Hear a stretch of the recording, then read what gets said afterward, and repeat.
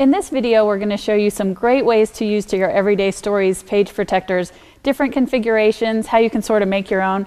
And I also want to show you what the albums look like and what great quality they are, and they're the perfect storage system for your photos and memorabilia.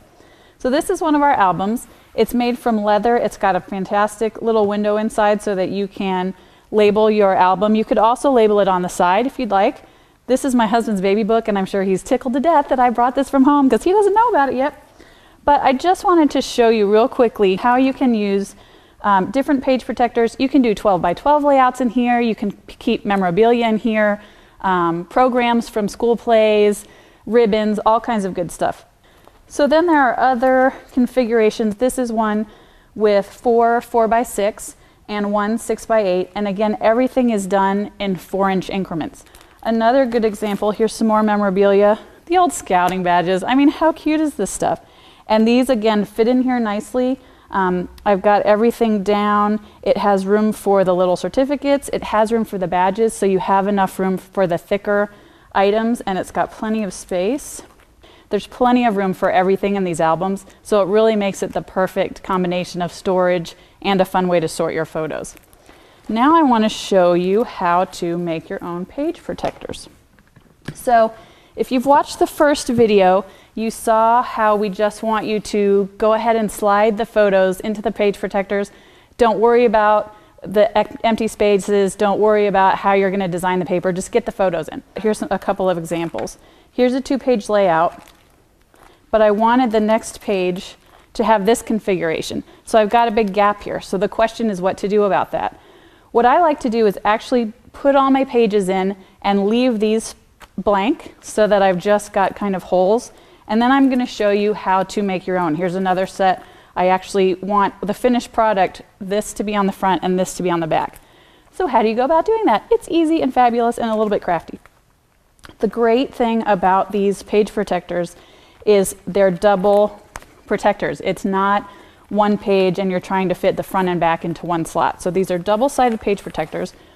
Hold your breath if you need to, if I'm scaring you a little bit. A lot of people like to use a craft knife when they do this. You could use scissors. I just like to tear it because when it's done, it's going to be spectacular. So you just go ahead and tear at the seam. And you're just going to pull these apart. I know what it looks like. I know it looks raggedy, but trust me when I say it's going to be better. Then what I do is either take these out or at least scoot them down. And you're going to do the same with your other page protectors. So essentially, you're peeling away the page protector that you're not going to use. And some of them tear easier than others. It just depends on their mood that day, I suppose. Okay, so we've slid these back.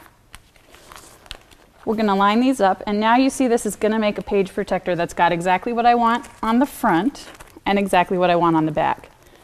What we're then going to do, make sure your holes are lined up, and you're going to take a punch, and I'm just going to punch some holes along the edge of my page protector. You want to be sure you're a little bit inside the ridges because you want to make sure your holes penetrate both sides. I'm just going to do a couple. Okay, so I've got that all punched. You're going to want to take about 2.5 feet of ribbon. So you're going to start at the either end. It doesn't matter because you're just going to tie it off when you're done. And you are going to just string your ribbon through both your holes. And there are going to be some little widgy things left over. And you want to leave a pretty good tail at the end. And you're actually going to do alternating holes because you're going to go up in one direction and come back the other. So we're just stringing.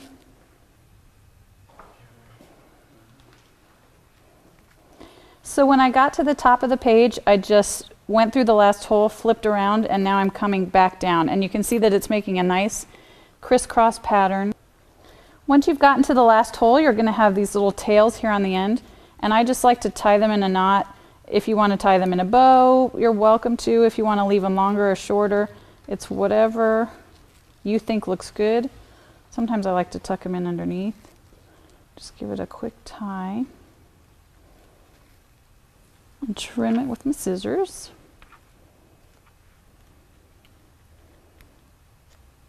You slide the pictures back in.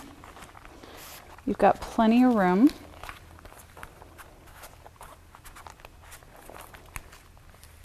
And there you have your very own personalized page protector, exactly as you want it.